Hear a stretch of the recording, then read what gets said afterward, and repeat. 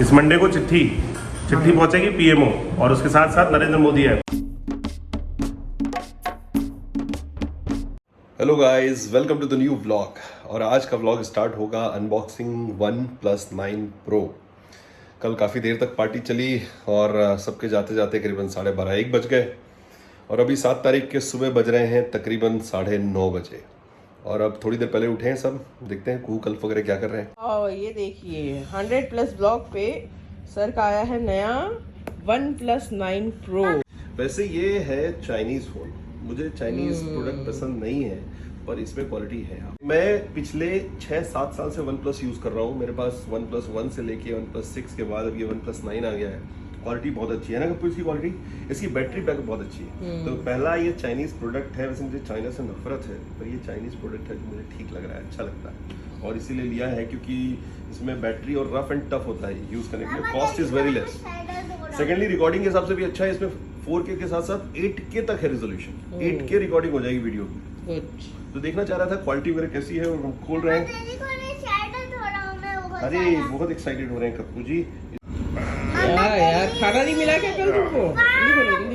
वाह, फोन तो उतना ही बड़ा है, छोटा सा ही है। छोटा सा मंगला। ये मॉर्निंग मिस्ट कलर जो है ना, मॉर्निंग मिस्ट है। एक छोटा सा मेरा, एक छोटा सा मम्मा का है।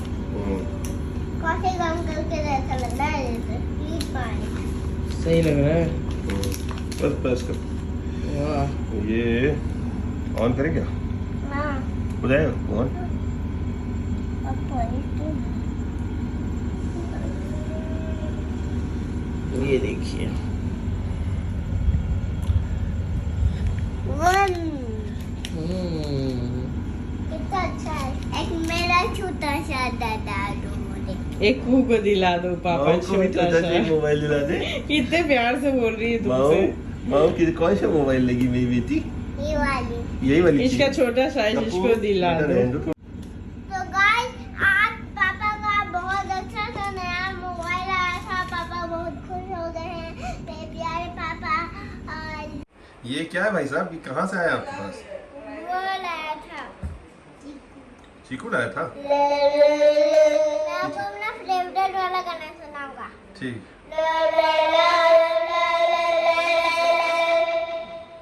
भाई ये तो बड़े खतरनाक आवाज है। बैटरी खत्म है, बैटरी चार्ज कर लो। खत्म हो गया, बैटरी बंद हो गई। गाइस ये सुबह से ये कक्कड़ सर लेके आए थे इसके लिए गिफ्ट। ये लेके आए थे और ये गन। चीकू। अच्छा चीकू लेके आया था। ये लाए थे। हाँ ये गन, ये वाली गन, ये मधु। ये गन और ये माइक कप्पू के लिए और ये पेपा पेक कू के लिए क्योंकि उसको बहुत पसंद है। पापा दो नहीं, ये मम्मी पैक और ये डैडी पैक। अच्छा ये मम्मी पैक है और वो डैडी पैक।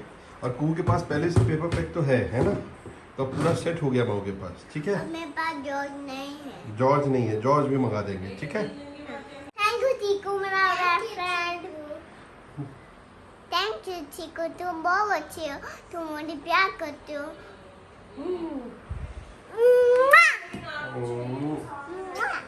इस मंडे को चिट्ठी पहुंचेगी पीएमओ और उसके साथ साथ नरेंद्र मोदी ऐप। उसमें क्या क्या लिखना है सर? नरेंद्र मोदी ऐप में लिखना है we want IRMS, no IRMS, no job, we are zero without IRMS। Railway, our first priority is railway, है ना। तो आपको सर ने जो बोला है, आप जाइए PM ऐप पर जाइए, मोदी जी को चिट्ठी लिखिए, PMO को चिट्ठी लिखो और बोलो आइदर रोल बैक IRMS और give IRMS। Anyways we want job in railway. Railway is our first priority. Okay, और या तो IRMS दो, गिव IRMS और give railway vacancies back to ESC and CSC। जैसा एंड 2 साल का जो बैकलॉग है, जो नहीं आई है सीट, वी वांट दो seat also. And if possible जो बच्चे ओवर एज हो गए हैं, we want that age relaxation also for 2 years। And you have to fight for your right. Okay, it's your vacancy, it's your job, it's your life. So you have to fight back. We are behind with you. Okay, we are shoulder by shoulder with you, but you have to raise your voice. Okay, best of luck and keep on fighting for your right. तो दोस्तों हमारा अगला target क्या होगा? 10,000 grievances PMO पहुंचने चाहिए next coming Monday. क्यों sir? At least 10,000 चिट्ठी पहुंचनी चाहिए PMO ऑफिस में। और याद रखिए, अगर अपन यूनाइटेड हैं तभी ये जंग जीत पाएंगे। यस पॉजिटिविटी के साथ, कोई भी बैड लैंग्वेज नहीं, कुछ भी नहीं, but it should be grievances. सामने वाले को समझ में आया कि इन लोग कुछ चाहते हैं चेंजेस। जितनी ज्यादा ताकत होगी उतनी ज्यादा स्ट्रेंथ पड़ेगी, उतना दबाव पड़ेगा गवर्नमेंट पे, और गवर्नमेंट फोर्स होगी कुछ एक्शन लेने के लिए। remember one thing everyone, united we stand, divided we fall. Yes. Okay? Yes तो ये रिक्वेस्ट सभी इंजीनियर के साथ है, वो इंजीनियर जो ऑलरेडी जॉब में भी हैं, वो इंजीनियर्स जो रिटायर हो चुके हैं उनके लिए भी, और जो तैयारी कर रहे हैं सबके लिए मैसेज है, please be united, be stand for IRMS, और बैकलॉग जो भी वैकेंसीज हैं वो सब जल्दी जल्दी कवर करें, साथ में एज रिलैक्सेशन भी। हर सोमवार IRMS की बात। बस सारा तुम्हारा, बट यहाँ से लेके यहाँ तक मेरा। मैं मामा सारा मेरा, तुम्हारा सारा नहीं है, सारा वो उधर का तुम्हारा, वो ले लो, सारा मेरा है। बट ये सारा मेरा है। माओ क्या कर रही हो? मेरा है। माओ क्या कर रही है? लड़ रही है मुझसे। ये मेरा सारा जगह, ये मेरा इशारा जा रहा, मम्मा का नहीं है, कू का है। सारा मेरा जगह। तुम मम्मा से ही लड़ रही हो। कोई नहीं मिलता उसको। अभी एक दिन मम्मा से साड़ी के लिए लड़ रही थी, हाँ, और क्या लड़ रही थी एक दिन? साड़ी और मेरे को फैब इंडिया की चुन्नी अच्छा फैब चुनरी। इंडिया की चुनरी आई थी, तो उसको वही चाहिए। हाँ, इसको जो मम्मा के पास है वो सारी चीज चाहिए। माओ के में क्या बनाया ये? डक। डक, वेरी ब्यूटीफुल, बहुत प्यारा डक बना है। ये है पिंक, ये है ब्लू, ये है व्हाइट, ये है पिंक, ये है वो ले लो, ये है व्हाइट और ये ब्लू और ये चार्ली ले लो। तो दोस्तों बस अभी क्लास से लौट के आया, थोड़ा सा लंबी क्लासेस चल रही हैं, और आज सुबह से व्लॉग का कुछ भी नहीं बनाया था, और लंबी क्लास के बाद थोड़ा मुश्किल भी है, टफ भी है, और पर ऐसा पता नहीं क्यों लग रहा है ना कि आज लाइफ में कुछ कमी है ना, कुछ लग रहा है कि कमी सी मेरी जैसे आदत हो गई थी ना अपने ब्लॉग डेली देखने की, डेली एडिट comments करना, पढ़ने की। एडिट करना, डालना, अपलोड करना, काफ़ी वर्कलोड होता था, और आज काफ़ी रिलैक्स जैसा बैठा हुआ हूँ। और आज दिल्ली में काफ़ी बारिश हुई, जिसमें आप देख सकते हो पीछे कपड़े फैले हुए हैं, यहीं पे कपड़े यहीं पे हैं, ड्राइंग रूम में ही कपड़े सूख रहे हैं। जगह की कमी है दिल्ली के घर। 100 व्लॉग्स, वाकई में that was a tough job, नहीं, बहुत सही टफ बात जॉब है। था। बहुत मेहनत की है पांडे सर ने, रात को 2-2 3-3 बजे तक, मेरी लड़ाई के बावजूद भी, इतना लड़ने के बाद भी 2-3 बजे तक मैं मेरे इतने लेक्चर सुन सुन के भी पांडे सर ने ब्लॉग बनाए हैं। नहीं यार, अगर मैं नहीं बनाता था ना तो मतलब एक तरह से मेरी इज्जत खराब हो जाती। मतलब कप्पू को क्या बोल कप्पू देता, को कमिटमेंट दिया था।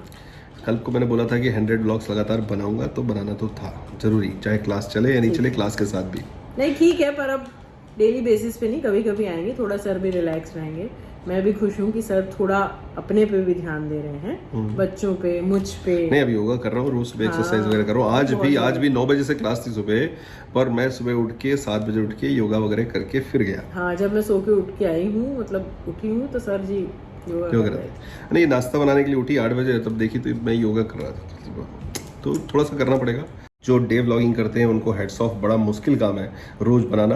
हाँ, आप बिल्कुल वेले बैठे हो, कोई काम नहीं है तो हो सकता है, पर कुछ जॉब के साथ, कुछ काम के साथ, that is very very very tough. Commitment से पूरा किया है, और मेहनत तो सर काफी पहले से करते आ रहे हैं। सिविल के टाइम से मेरे को याद है, जब सर सिविल्स दे रहे थे, बाप रे बाप, सर कितने 18-20 घंटे पढ़ते थे, मुश्किल से 4-5 घंटे सोते थे, मुश्किल से 4-5। वो वाकई बड़ा टफ पीरियड होता था सिविल्स में, जब मेंस वगैरह के टाइम पे। मतलब बेरसराय का एक कमरा था, एक कमरे में हम रहते थे, मैं और पूनम, और इसकी बैंड बजती थी। मेरी मतलब सबसे ज्यादा बैंड बजती थी, मतलब मतलब इस मुझे event- हिलने तक की परमिशन नहीं थी। मेरे पीछे बैठोगी, मुझे दिखाई मतलब नहीं देगा। मैं वॉल की तरफ मेरा टेबल होता था, चेयर होती थी, और पीछे बेड होता था, और मैं पढ़ता रहता था, और ये मतलब कुछ डिस्टर्ब ना करे पीछे। तो मतलब इसके पास एक हेडफोन होता था, तो ये गाने वगैरह सुन सकती है। टीवी वगैरह हमारे पास था नहीं, टेलीविजन नहीं था, कुछ भी मनोरंजन एंटरटेनमेंट के लिए कुछ भी नहीं था। बाकी एसी वगैरह था, फ्रिज वगैरह सारी चीज़ें थी, पर मतलब इंटरटेनमेंट टाइप का कुछ भी मैंने नहीं रखा था। इवन लैपटॉप वगैरह भी मेरे पास नहीं था उस टाइम में।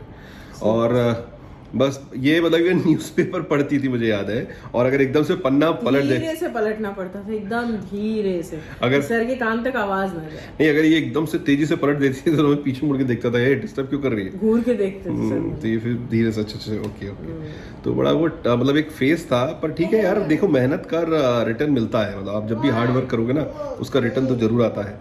तो मेहनत का कोई सब्स्टिट्यूट नहीं है, अल्टरनेट नहीं है। मेहनत करिए आप जहाँ भी हैं। जब आपका जो टारगेट है उसके सिवा आपको कुछ भी नहीं दिखना चाहिए। एम होता था, टारगेट होता था कि जो भी बनाया शेड्यूल उसको कंप्लीट करना ही है।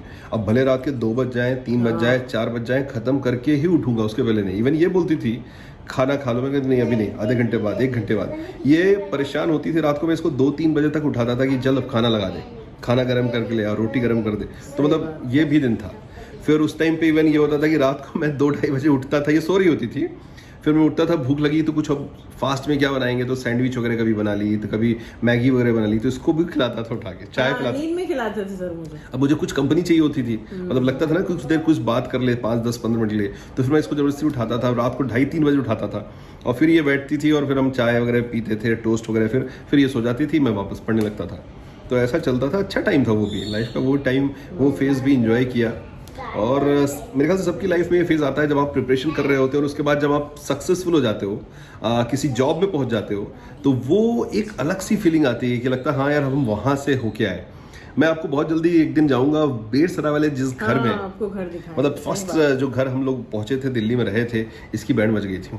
जैसे ही उसने घर देखा तो बोलती बाप रे यहाँ रहना है। मैंने कहा बेटा अभी तो यहीं रहना है फिलहाल, और कुछ दिनों तक जब तक तैयारी, और मेरे ख्याल से 3-4 साल ये वहीं रही है।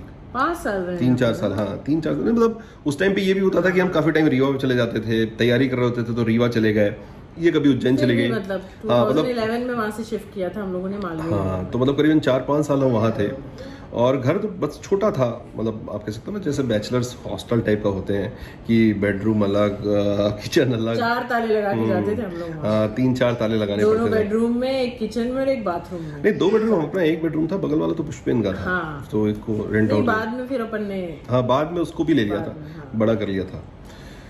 तो चलो दोस्तों, आपको एक दिन जरूर वहाँ लेके चलेंगे, दिखाएंगे, और आपको शायद इंस्पिरेशन मिलेगी कहाँ से कहाँ आदमी आ सकता है मेहनत के साथ। सही बात है।